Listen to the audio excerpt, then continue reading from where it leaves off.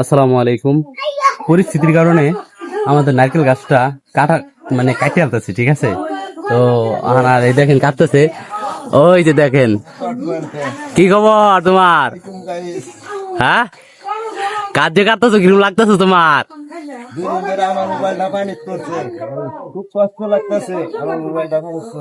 আহা, আবার বলো খুব কষ্ট লাগছে, ওর মোবাইল পানি পড়ে গেছে। 2 দিন পরে বেলা আবার আইডি চালু হবো। তো এটা হলো আমাদের নাইকেল গাছ।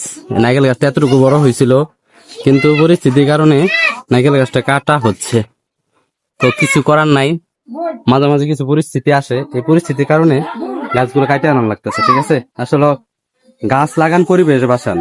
গাছ থাকলে কিন্তু ভালো, কিন্তু পরিস্থিতির কারণে গাছটা কাটা হচ্ছে, নয়তো কাটতাম না।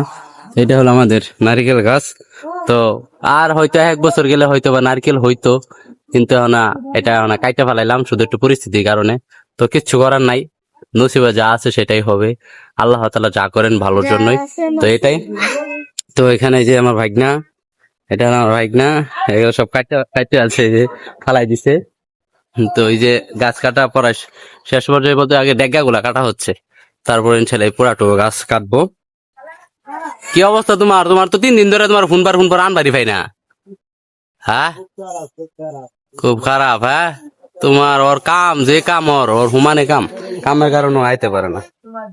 তো গাছ কাটতে লাইতেছি, শেষ পর্যায়ে গাছ অলরেডি কাটা হয়ে যাচ্ছে। তো এই যে দেখছেন যে বুগিটা, এই যে বুগিটা কিন্তু খাওয়া যায়। হ্যাঁ, এই যে বুগিটার ভিতরে, এই বুগিটার কি কয় ভাই?